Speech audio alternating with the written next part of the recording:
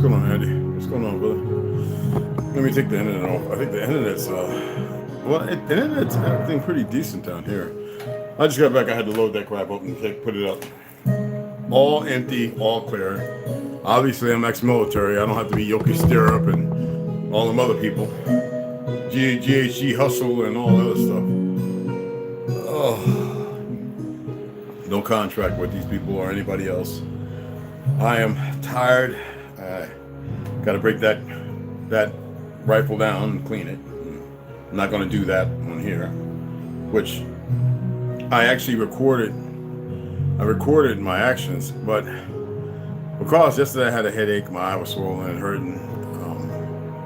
I never tell y'all when I have a headache. It was all day headache, not a migraine. It was just, like I say, I ground and I meditate and I deep breathe, cold showers. I felt good, even with the headache. It's just that today I could feel it after. I felt slagging, and I didn't take that right there. Would have cleared me up, but I didn't want to lean on that. I wanted to lean on my own functions, and I caught myself at the range. It was empty because obviously safety on, empty.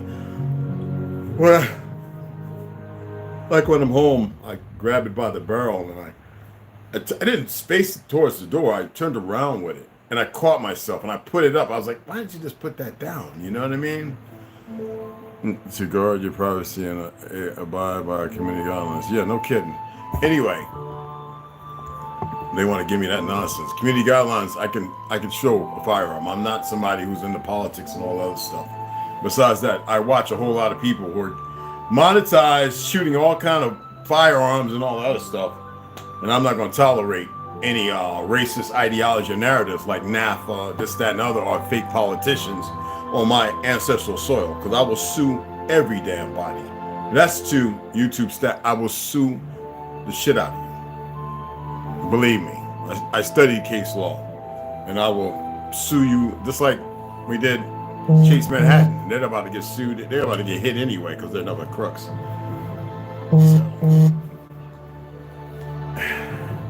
So I got something on. This is not a book. I don't know what it is. Maybe I should wait to open it.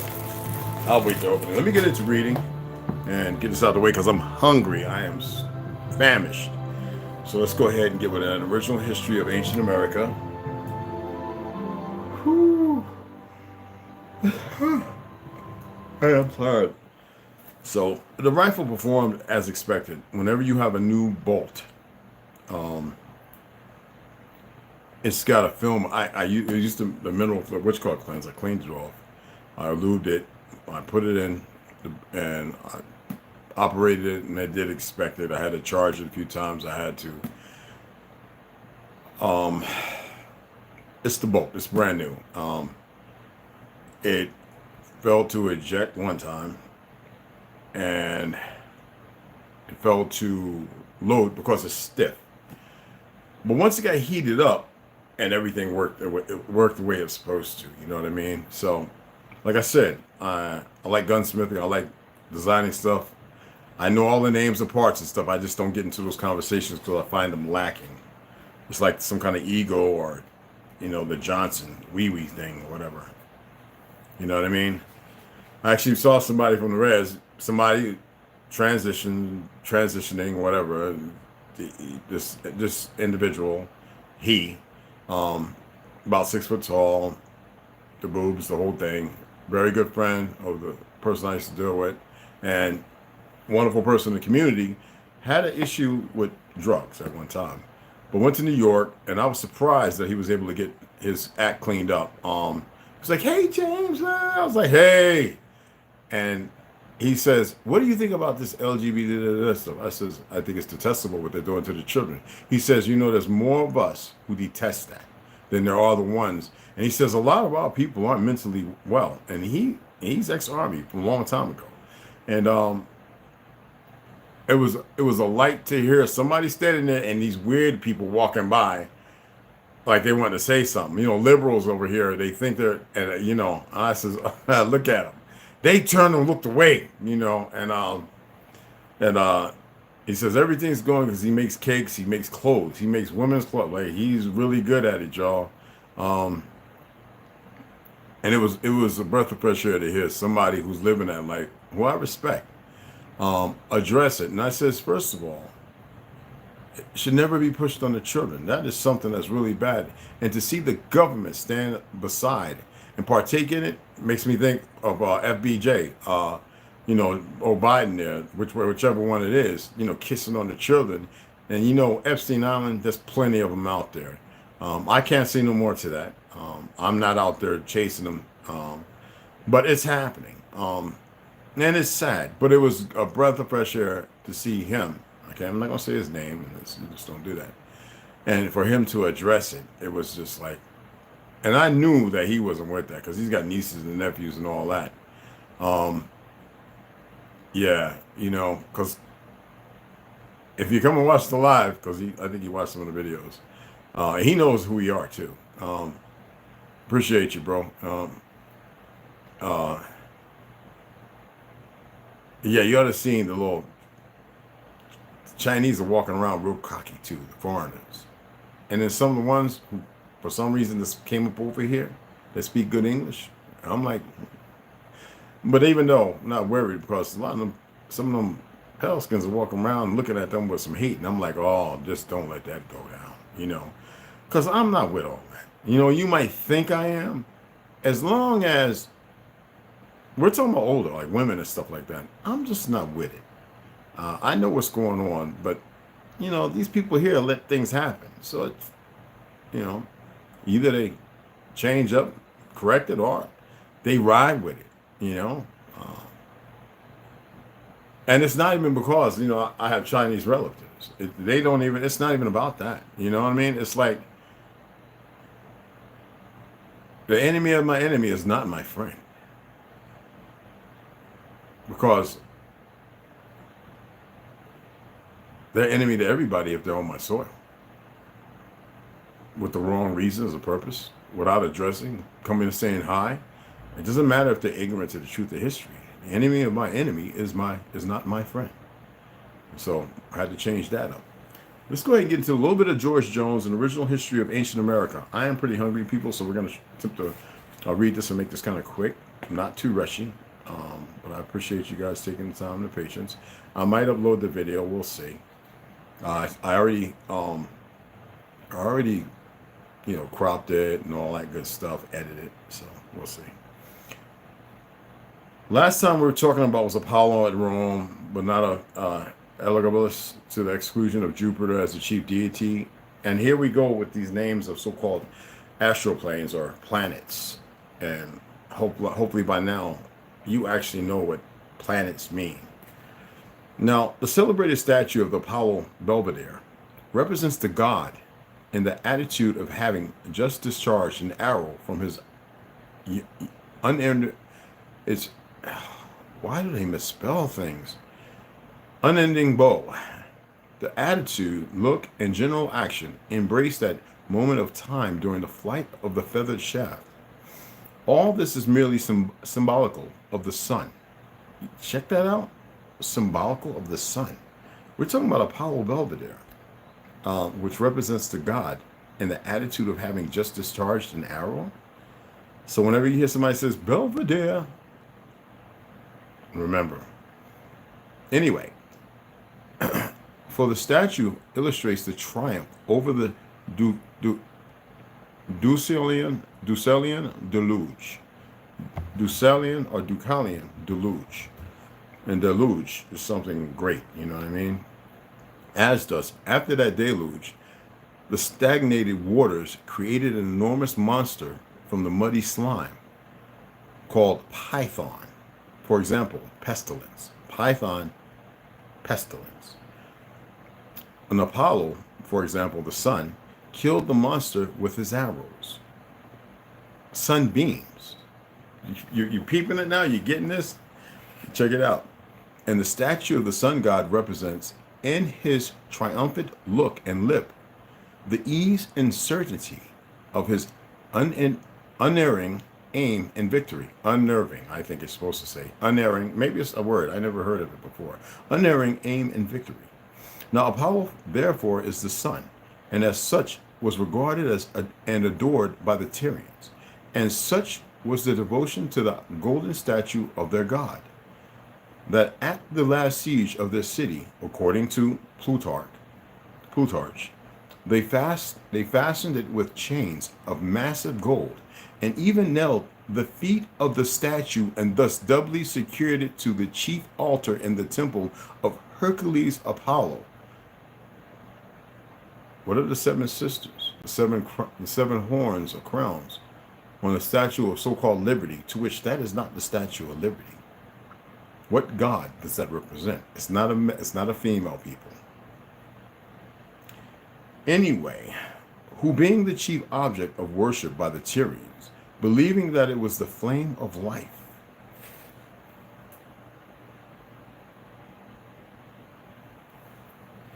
it cannot be a matter of surprise that such an attempt to secure, pay attention, their source of existence should have been made against their ruthless invaders. Now, the reader need scarcely be reminded that the chief symbol of worship among the Mexican Aborigines was Apollo, as viewed by the Tyrians. There is not a schoolboy but is familiar with the fact, from the pen of Cosbu and Sheridan, that the chief deity of their temple, the sun, was the god of their idolatry. Now, the faith, for example, worship of the sun, we follow teaches us to live in bonds of charity with all mankind and die with hope of bliss beyond the grave. Pizarro, Act 2. Now, the temple of the sun, that is, this analogy in the chief worship of the Tyrians and Mexicans in illustrating their identity is as powerful as a sculptured crescent upon a gravestone, to impress the passerby with the belief that a Mohammedan sleeps beneath. A Mohammedan sleeps beneath. Now, there is no record of the Phoenician or Tyrian banner, but it may have descended to the Peruvians. Now, their device being an eagle gazing upon a brilliant sun, Tartary, yellow, the dragon, and the other one on the other side, the crux with the eagle in black. It will not be an inappropriate standard for the Tyrians, considering their watchfulness of their favorite god. Now, the Apollo worship of the Tyrian and Mexican, together with that of Saturn, we might enlarge upon, did we not think that the reader has already formed his own affirmative conclusion of their identity. As Apollo represented the sun, so did Astarte the moon, and she was the chief goddess of the Tyrians and was worshipped by the Mexican Aborigines. Now, Dr. Robinson distinctly states that the natives of Bogota and Natchez worship Apollo and Astarte. Now, how do they know about the Natchez when they're supposed to have been all killed or dead or disappeared? But in so stating, he did not attempt to establish any national theory. The fact is, however, given, as will be seen in the following quotation, among the people of Bogota, South America, the sun and moon were, likewise, the chief objects of veneration. The sun was the chief object of religious worship among the Natchez. And that's in volume, there's a book for that, but we're not going to worry about that. Now, the latter perhaps were located upon the Mississippi when the Tyrian Americans coasted the Gulf of Mexico, as the tribe of Natchez was the only one in that part of the continent that participated in the Tyrian customs, the Mississippi. Nothing but niggas there. Upon an emblem of the goddess will be established one of the strongest analogies. The reader will be startled at the following proposition, but it is no less the fact, and it is given with peculiar force to sustain identity, that the emblem of the cross, as seen at Palenque, proves the Mexican Aborigines to have been Tyrians.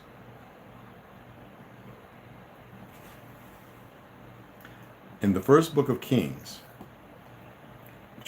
chapter 11, it is recorded that Solomon among his wives had many Sidonians, that they turned away his heart after other gods, and his heart was not perfect with the Lord his God, as was the heart of David his father. For Solomon went after worship Ashtoreth, the goddess of the Sidonians, the Tyrians. I'm going to leave it right the fuck there. Do you see what excuse my language, but that just grabs me like, what? Excuse my language. And I'm starving and I don't have a headache and I'm not trying to have one. But hey, I am famished and tired. And ooh. Yeah, I'm not getting that much great sleep, people, so it is what it is. But I'm going to get some tonight. It's tomorrow Saturday. Okay. Was that good or what? That was like, whoa. That was deep, right? West Side, what's up? T. Hines. What's up, beloved? Andy Rilla, yeah. It's good. It's good to see y'all, man. Anybody else speak up? Let's get into Arthur Kessler, the 13th tribe. Okay. That was very informative. And I had read some of it. And I should have made it correct. So pronouncing some of those words. And it's like that, y'all.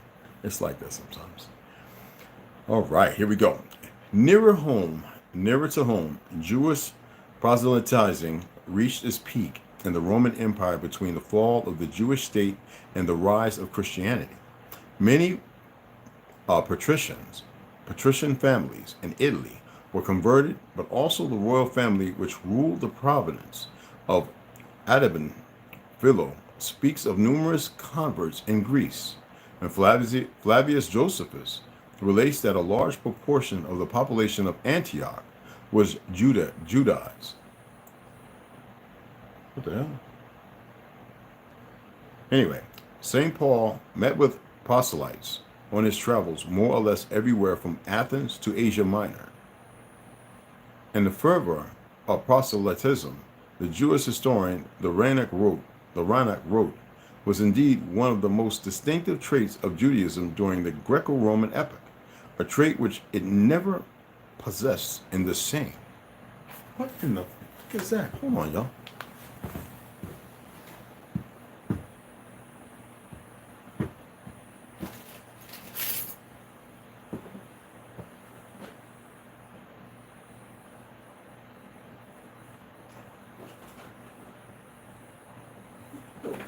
Excuse me, y'all.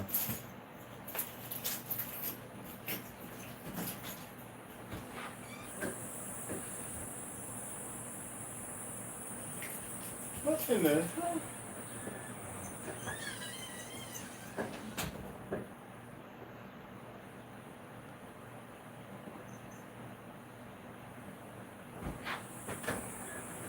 Y'all hear that? What the? And you hear it too, Papa? I was like, wonder what you running back and forth for? And then all of a sudden it got louder and louder. I'm reading like, what in the? They sound like the friggin' AC unit's about to blow up. My apologies.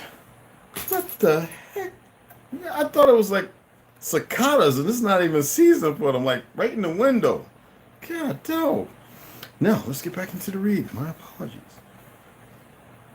Anyway, I was like, man, yeah, I run towards whatever it is. I'm going towards it. I don't care. Anyway, the fervor of proselytism, the Jewish historian, the Reinach wrote, was indeed one of the most distinctive traits of Judaism during the Greco-Roman epoch, a trait which it never possessed. Listen to that, Greco-Roman epoch, a trait which is never possessed in the same, they need to turn that thing off, degree, either before or since. It cannot be doubted that Judaism is this way made numerous, and it says, I think it says, it should be N. In this, he's bugging out, y'all. In this way made numerous converts during 2 or 3 centuries. Now, the enormous growth of the Jewish nation in Egypt and Cyprus and Cyrene cannot be accounted for without supposing an abundant infusion of Gentile blood. Now, proselytism swayed alike the upper and the lower classes of society. And the rise of Christianity slowed down the rate of miscegenation, and the ghetto put a temporary end to it. But before the ghetto rules were strictly enforced in the 16th century, the process still went on.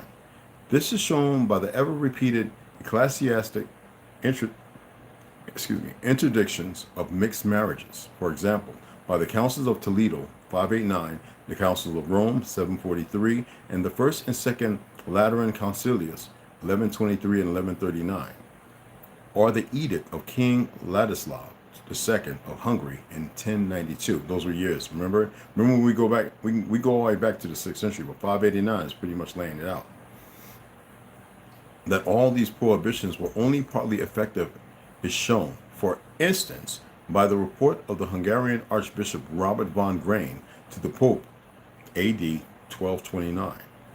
Now, complaining that many Christian women are married to Jews, and that within a few years, many thousands of Christians were lost in this way to the church. Now, the only effective bar were the ghetto walls, and when these crumbled, intermarriages started again. Their rate accelerated to such an extent that in Germany, between 1921 and 1925, out of every 100 marriages involving Jews, 42 were mixed. What does that mean, y'all? Pay attention. This is how they took over. Listen. Okay? As for the Sephardic, or true Jews, their sojourn in Spain for more than a millennium left its incredible mark both on themselves and on their hosts, as Arnold Toynbee wrote. That's another thing I wanted to speak about Spain. When they said the Moors in Spain, the Negroes, they weren't Muslims. Islam didn't even exist at that time. And yet, George Orwell, to rewrite history and create religions, the Vatican created and subjugated the people. We're talking about around the 10th century, y'all. You can't make this stuff up, bro. You know? And we were on the four corners, people. And we're not Jews. I get tired every time I see Negroes saying, we're the true Jews. I'm like, stop it. It's a whole made-up new identity.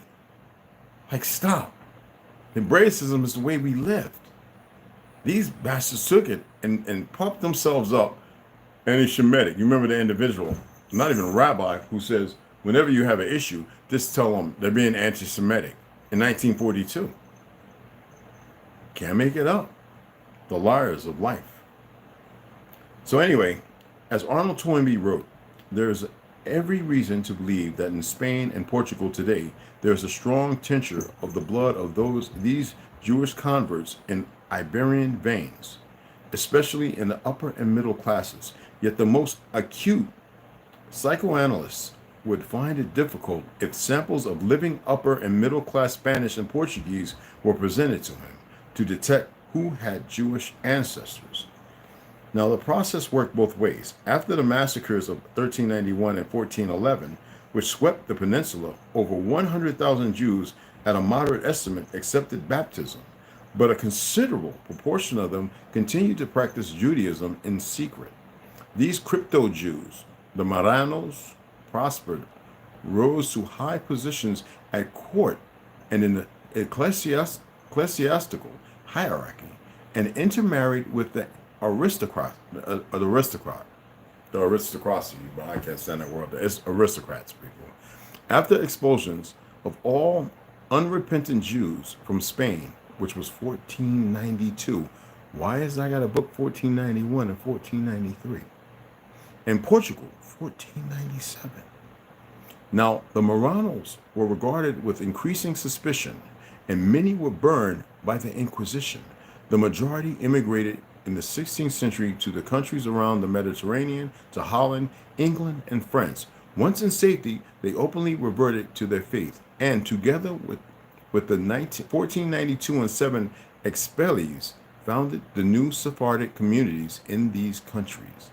Thus, Toynbee's remark about the hybrid ancestry of the upper strata of society in Spain also applies mutatis mutandis to the Sephardic communities of Western Europe. Spinoza's parents were Portuguese Marranos. What are you doing? Oh. Who immigrated to Amsterdam, and the old Jewish families of England, who arrived here long before the 19th, 20th century influx from the East. The Monteferros, Lusadas, Montagus, Avogados, Sutros, Sassoons, etc. Sassoon, I knew it.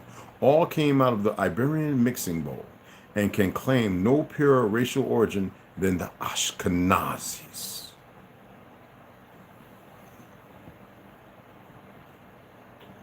or the Jews named Davis, Harris, Phillips, or Hart. Phil Hartman,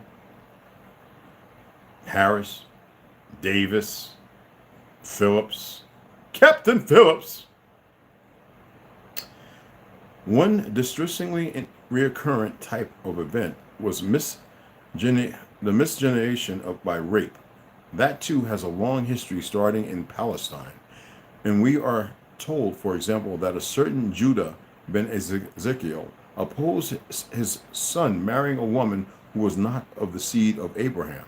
Whereupon his friend Ulla remarked, "How do we know for certain that we ourselves are not descended from the heathens who violated the maidens of Zion at the siege of Jerusalem, rape and loot, to which they did?"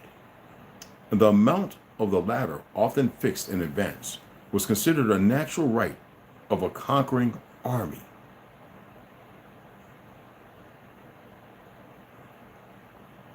There is an ancient tradition recorded by Gretz, which attributes the origin of the earliest Jewish settlements in Germany to an episode reminiscent of the rape of the Sabine women, Sabine.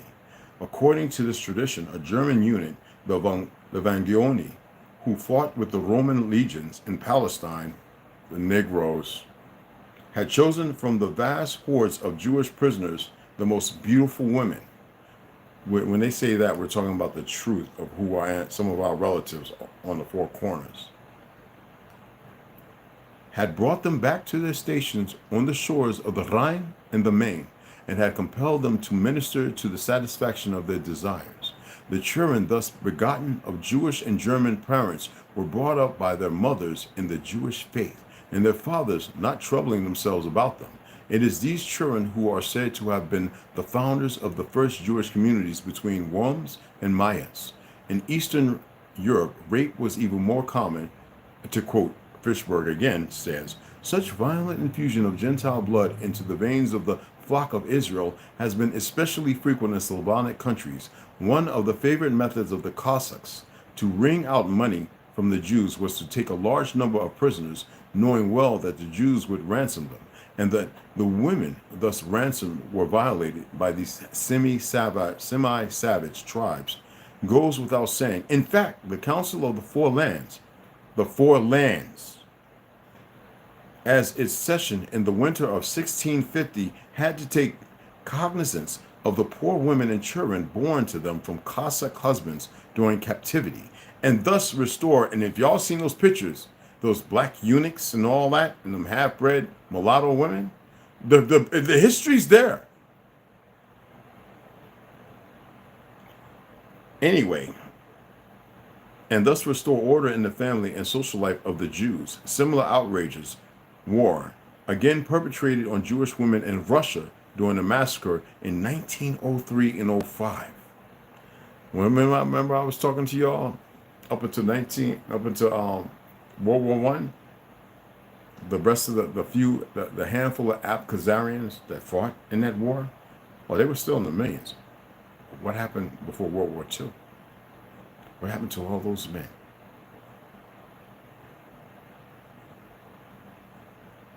Now, every time you hear me say Ashkenaz, well, you see them saying it now. You dig what I'm saying? Is that informative? So if you wanted to say the true Israel, which doesn't mean what people think it is, that's who we are. Regardless of how you feel and everything else, we are the true Shemitic people, the oldest of origin. You see how they slap you in the face? They say big brother's watching you. Talking about government? They ain't shit.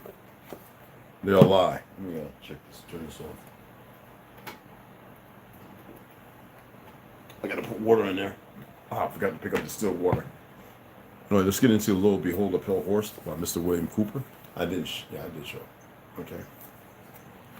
And after this, I'm gonna make something to eat because I'm starving, you know. I'm sitting here going, I'm hungry. So let's get it. Excuse me. If it were secretly discovered that extraterrestrial beings were visiting the Earth, it certainly would make sense to unite humanity against the possible threat that this would present. And they're doing totally opposite. They're dividing, they're creating war. You see what's going on with Russia? Now they got that one bastard who took the prisoners and made them mercenaries because Russia went and bombed them. Did they really bomb them? You see what I'm talking about? So now they're marching on the Kremlin. Pay attention to the little things. That's why I keep saying just the little details. Anyway, humanity, wouldn't they unite humanity against the possible threat that this would represent? If extraterrestrials are not visiting Earth, then it would make sense to invent them in order to convince opposing forces to unite against the threat. This has been done whether or not the alien beings in question exist. However, there are more believable and more immediate dangers that may be the reason for an alliance of so many traditionally opposing groups. Aliens will be discussed at length in a later chapter. The reason could be the threatened extinction of the human race by no other enemy than the human race itself. This threat may not be a manipulation, it may be real, and unless drastic measures are taken, it may materialize within the next 100 years. Now, following World War II, something happened that was to have tremendous significance for the future of all humankind. And the intellectuals took note of this happening and brought it to the attention of the world power elite. The elite were severely shaken by the predicted repercussions of this event, and they were told that by or shortly after the year 2000, the total collapse of civilization as we know it and the possible extinction of the human race could occur. It could occur, that is, if we did not destroy the Earth with nuclear weapons before then. And they were told that the only things that could stop these predicted events would be severe cutbacks of the human population, the cessation or retardation of technological and economic growth. Yes, that's what it says. Retardation doesn't mean retarded, people. The elimination of meat in the human diet, strict control of future human reproduction, a total commitment to preserving the environment and colonization of space, and a paradigm shift in the evolutionary consciousness of man. Why do you think they're all at the Arctic Wall? Those in power immediately formed an alliance and set about bringing the recommended changes to fruition through propaganda, mind control, and other manipulations of the masses. The Illuminati's prayers has been answered. What was this event that caused so much consternation and changed forever the future of the world? Millions of soldiers returned from war, and the soldiers found lonely, eager women waiting for them. The greatest coupling in the history of the human race occurred. The result was everyone born between 1941 and 1955, and the children that they would eventually produce. Wow. The result was everyone born between 1941 and 1955 and the children that they would eventually produce. It was me and you and everyone who lives today. Boy, it was the great worldwide baby boom. It was the culmination of all man's efforts to survive through history. It was modern medicine, better diets, heat in winter, pure running water, and proper disposal of sewage. It was the point in history when the birth rate so exceeded the death rate that the world's population doubled between 1957 and 1990. It was the most wonderful time in the history of the world, but it was also the worst. It signaled the end of humanity's most precious achievement. An alliance of all the powers on earth, open and hidden, decided that individual freedoms could no longer be tolerated in the interest of the preservation of the human race. Thank goodness I'm not human. They believed the common person could not be trusted, and what had been the unfulfilled dream of many individual groups became reality by the concentration of power in the alliance known as the Bilderberg Group. What had been impossible was now promised. The New World Order that so many had envisioned was now a certainty. The first study was made during World War II to determine the impact of the returning soldiers on the economy. The results mobilized the ruling elite. A second secret study was conducted in 1957 by scientists meeting in Huntsville, Alabama. Perverting our land still, it confirmed the results of the first. The conclusion was that civilization as we know it would collapse shortly after the year 2000, unless the population was seriously curtailed. The study expressed a concern that since atomic weapons existed, they would ultimately be used, and total worldwide disarmament was urged. Congress adopted the disarmament plan and created the U.S. Disarmament Agency. And President Dwight David Eisenhower had this to say in 1957: as a result of lowered infant mortality, longer lives, and acceleration conquest of famine, there is underway a population explosion so incredibly great that in little more than another generation, the population of the world is expected to double. Now, a third study was made by the Club of Rome, ending in 1968, to determine the limits to growth. The result was the same. The Club of Rome was commissioned to develop a computer model of the world so as to predict the outcome of corrections made to social and economic structures by the elect. The Club of Rome was also asked to develop a computer model of a new world order. Both tasks were accomplished. Studies were done to determine a method to arrest the population explosion before the point of no return would be reached. It was determined that an immediate attack on the problem would involve 2 points of intervention. The first was to lower the birth rate, and the second was to increase the death rate. To lower the birth rate, several programs were put into motion.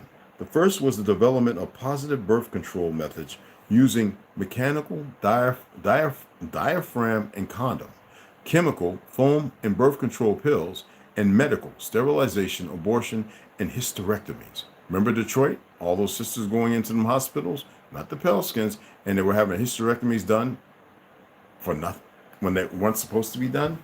We're talking about thousands. Not just Detroit, but woo, the stories there. Oh. Now, procedures. These were developed and implemented. The women's liberation movement was started with the demand of free abortions, using pro-choice as its rallying cry. You remember who that was from the CIA, the little Jewish woman and the dumb negress, the mulatto, the Sephardic bitch. Anyway, homosexuality was encouraged and gay liberation was born. Homosexuals do not have children. Zero population growth became a hot subject at cocktail parties. Individual freedom, the heat of the moment, religion, drugs, right? And the old blue laws sabotaged these efforts. And while zero population growth became a reality in some areas, population increased rapidly in others. The only alternative left to the world's ruling elite was to increase the death rate. This was a difficult thing to do, as no one wanted to pick people out of a crowd and line them up for execution. Neither did they relish the possible consequences of an enraged public discovering that they were being systematically murdered. Of course, a very short but very deadly global war using nuclear weapons on select population concentrations was contemplated, and to tell you the truth, was not ruled out. The fact that such a population control was even contemplated confirmed the worst fears of those who had participated in the 1957 study. War was put on the back burner to simmer but may become a reality. And in the meantime, something else had to be done that would absolve the decision makers of guilt and place the blame on those who did not lead clean lives. Something that could be blamed on Mother Nature. What was needed was the bubonic plague or some other horrible but natural disease. The answer came from Rome. HIV, big-ass COVID, and numerous other diseases.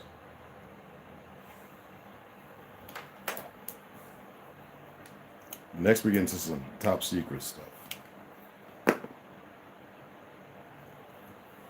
Yeah, I see why they killed him. But it would, see, they've been murdering people, but it ain't stopping shit. They murder people and they don't stop nothing. It's so stupid how they operate. They ass backwards. It's just stupid. So that tells you the perversion. And you think people would see that, but no.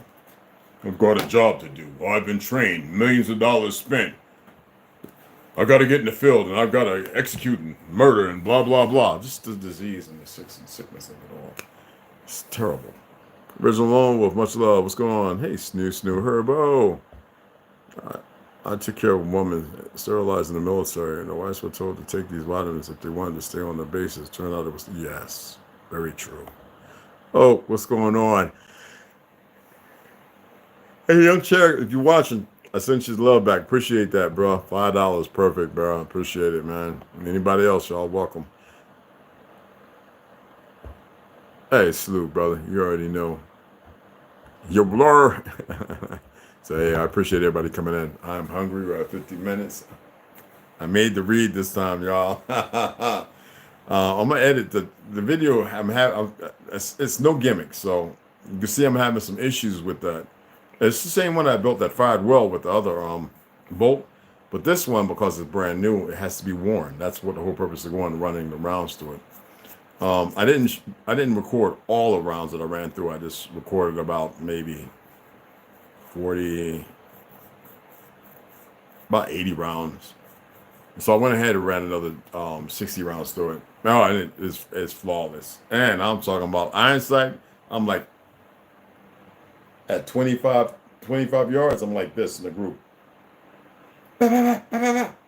Oh, anyway, appreciate y'all. Yeah, yes, dude, right? Ebola. That's another one. What's that? Mercer came back strong.